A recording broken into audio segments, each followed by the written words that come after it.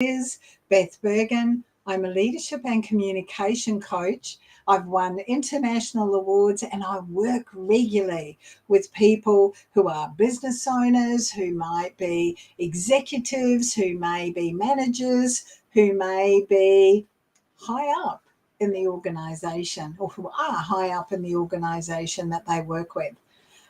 This is our final live for 2023, and what I wanted to do was to talk to you a little about mental fitness.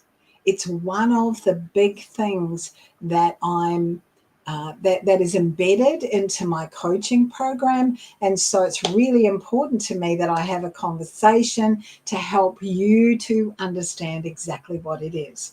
So when I talk about mental fitness, what do I mean? Well, if you're out physically doing something, if you're out with physical fitness, what can happen is that if you get tired, your body lets you down. If you're trying to climb up a really steep hill and you're physically not up to it, your body lets you know that this isn't working for you. So one of the things that we do around physical fitness is we work really hard to improve our physical fitness or to have a level of physical fitness that we're comfortable with. And so we would go to the gym on a regular basis.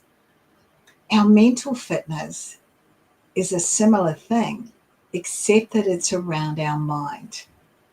And what it comes down to is actually our capacity to see whether what we're able to do is to view things through a positive lens, or whether we allow whatever is going on in our lives to roll over the top of us and we view it through a negative lens.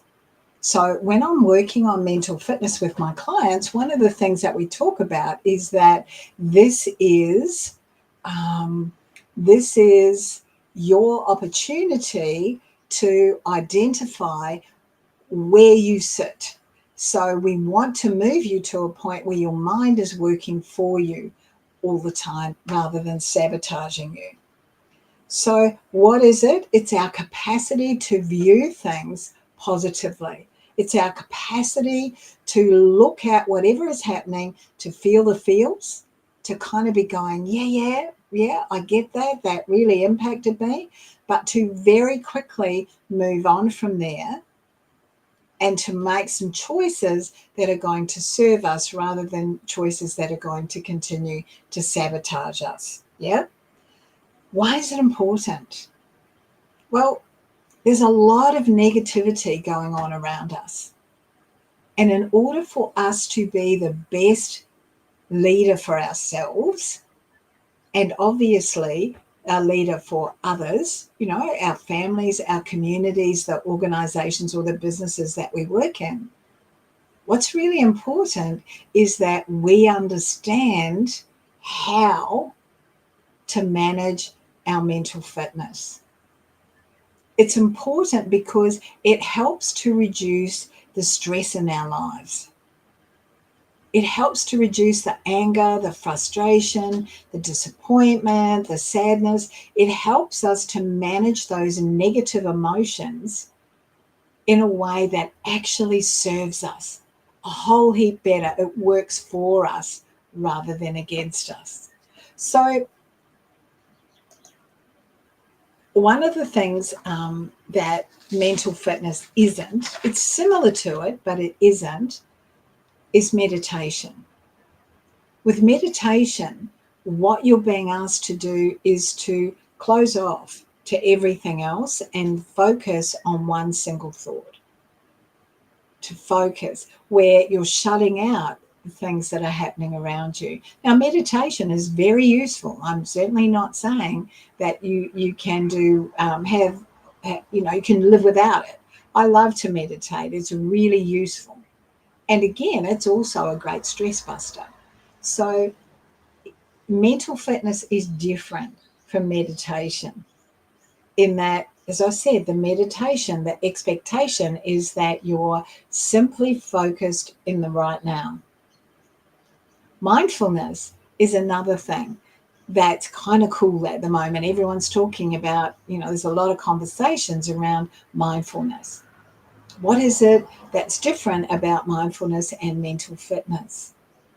Again, mindfulness can require you to behave in a way that, just being aware of things without necessarily really focusing on them. So mindfulness is much more about, understanding where you are, being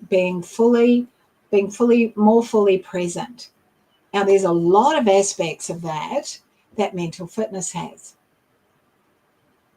There's a lot of aspects of that mental fitness has. We start with mental fitness by identifying how much your brain is working for you, how much your mind is supporting you rather than going against you.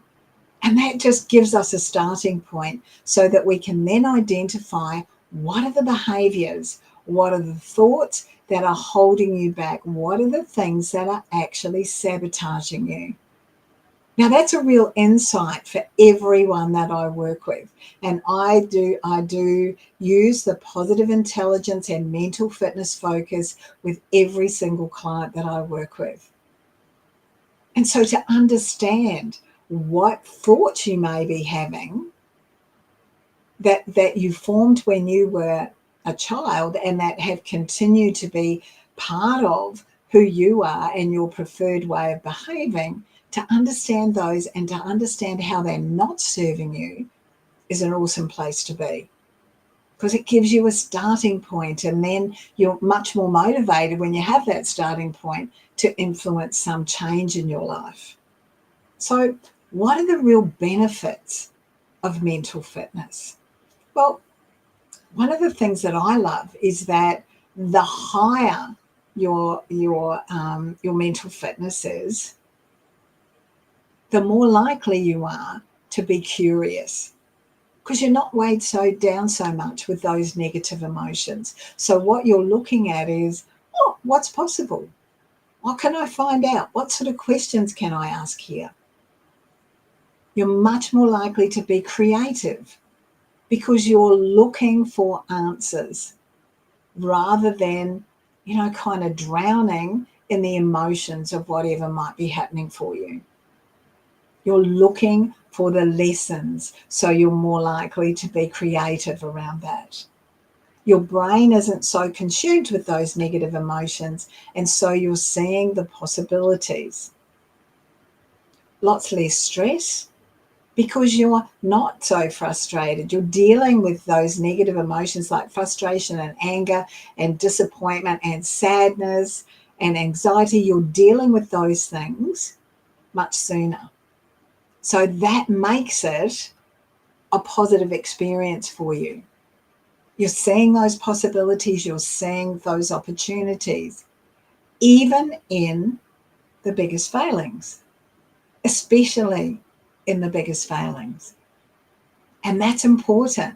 As a leader, leading yourself, leading others, leading leaders, leading an organization, leading in your community or your family, what's really important is that you understand where the possibilities exist and where the lessons are, and you see failure and mistakes as that opportunity to learn. When you don't have so many negative emotions going on in your life, it makes it so much easier to be able to engage more, to get involved in whatever is going on. Because that's, as I said, that's where you're going to be seeing those opportunities. It also, and I'm sure you've experienced this, when you're upbeat, when you're positive, when you're realistic, when you see the opportunities, other people are drawn to you. You have an energy that's positive. I just have to have a quick drink. Oh, thank you. It's kind of hot here today. It's been 30 degrees at 8 a.m. here in Queensland. So my throat's getting a little dry pretty quickly. So you bring others around you because they're excited to be part of that positivity. They're excited to see what creative ideas are going to happen. They're excited to be in this bandwagon, and they want to hear what your thoughts are. Also, when you're working on your mental fitness, it gives you so much clarity. There's a whole lot of clearer thinking because you're learning strategies to take those negative emotions, to deal with them, to recognize them, and then to move past them. So you're not actually sitting in them the entire time. And that makes it a whole heap easier for you to have that clear mind, to be curious, to ask the questions, to be creative, to take action, because your mind is not clogged up. Your mind is not overthinking. Your mind is not stressed. Your mind is actually dealing with things. The other thing I love about it is that it helps you to recognize the patterns of behavior that you have that are sabotaging you. Now, positive intelligence has 9 saboteurs, and then the master saboteur, which is our judge. And when you're learning about your mental fitness and how to build a stronger mental fitness, how to strengthen it so that it absolutely serves you, what you're also learning at the same time is how to manage those saboteurs. And we start with managing that master saboteur. Some of you might feel some imposter syndrome. Some of you might be feeling as though you're not good enough. Some of you might be feeling as though everything that's going to go wrong always goes wrong for you. Underlying that are a whole lot of sabotaging behaviors. They simply don't serve you. They simply don't serve you. What we want to do is take the most positive aspects, the strengths of every single one of those saboteurs, and make sure that you're using those so they serve you. I work, as I said earlier, I work to build the mental fitness with my one-on-one clients. And I also have a program, it's a small group program, never any more than 10 people. That's called Deliberate Reset. And that's all about, let me put this up for you. That's all about you actually working through with me and no more than 9 others. We have a 90-minute to a 2-hour call each week for 10 weeks. You're supported by the Positive Intelligence app, which you have use of for another 12 months after the end of the program. And what we do is we start by identifying where are you right now. And then we look at where would you like to be. And what that means is that we identify a gap. And I can coach you and train you into that gap. So you learn new skills around building your mental fitness, but also about applying that in your leadership, in your communication, in all areas in your life. Deliberate Reset, 10 weeks, no more than 9 other people with you.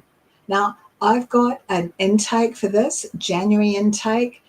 It'll be starting towards the end of January to give people time to get back and get kids sorted out, get their lives back in order.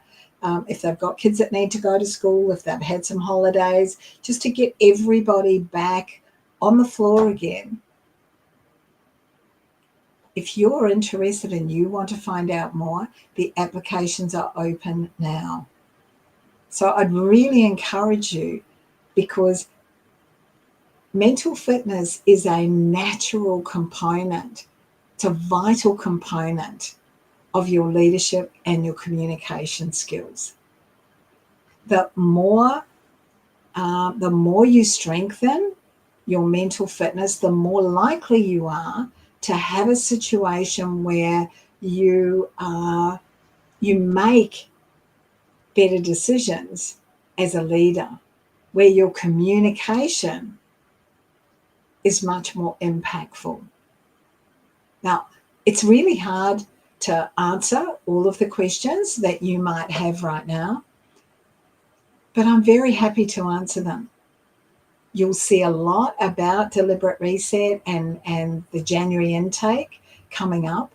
If you are interested, then DM me. Applications are open right now. Deliberate Reset, let's get that application happening. It is so worthwhile.